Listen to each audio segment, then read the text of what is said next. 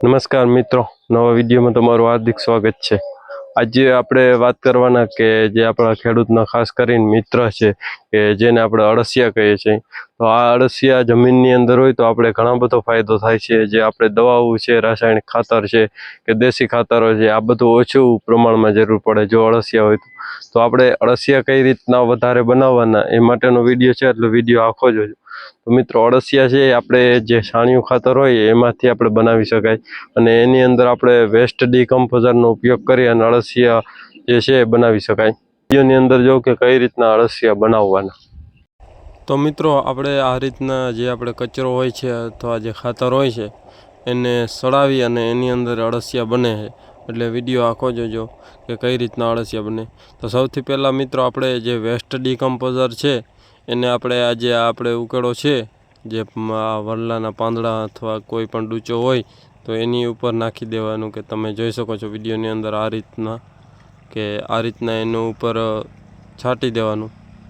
અને મિત્રો, આ રીતના 20 થી 25 દિવસ લગી રાખવાનું અને 2-3 વાર આ રીતના ઉપર છાંટી દેવાનું। અને જો શક્ય હોય તો આપણો જે પાવડોથી છે એને ખાપ મારી અને મિક્સ કરી દેવાનું। પછી પાછું એકવાર આ રીતના વેસ્ટ ડીકમ્પોઝર છાંટી દેવાનું।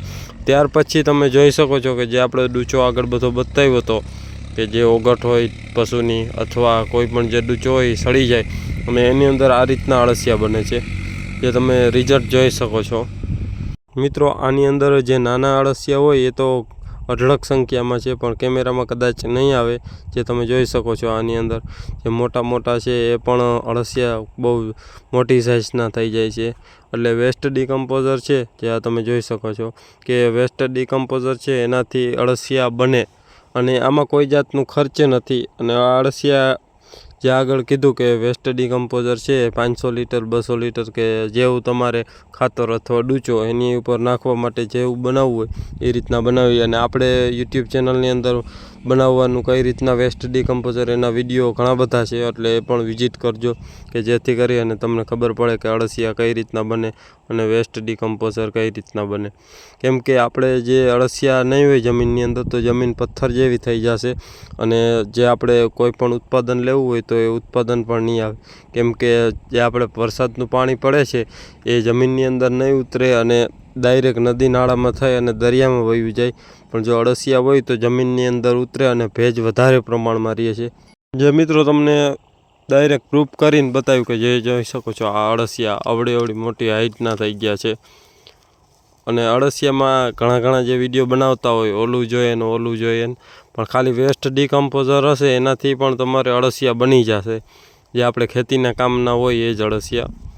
આમાં 2 પ્રકારના અળસિયા આવે છે, પણ જે આપણા ખેતી માટેના જે હોય એ જ અળસિયા બને છે, જે તમે જોઈ શકો છો કે વિડીયોની અંદર કે આ જો અળસિયા કેટલી સંખ્યામાં છે। પણ જે નાના છે એ કેમેરાની અંદર નહીં આવે। તમે એકવાર રૂબરૂ આ પ્રયોગ કરો અને ઘરે બનાવો પછી જ ખબર પડશે કે આની અંદર ઘણો અળસિયા થાય છે। જેમ આગળ કીધું એમ વેસ્ટ ડીકમ્પોઝર નાખી અને ત્યારબાદ પાવડેથી ખાપ મારી દેવાની અને 15-20 દી રહેવા દેવાનું, એટલે જે અળસિયા છે એ કમ્પ્લીટ બની જશે।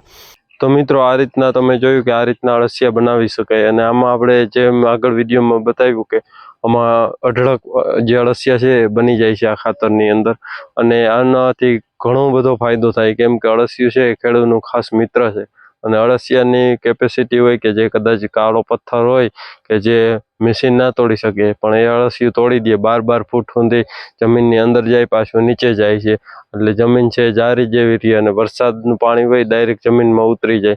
તો મેન મોટો આ ફાયદો થાય કે અળસિયાની અંદર।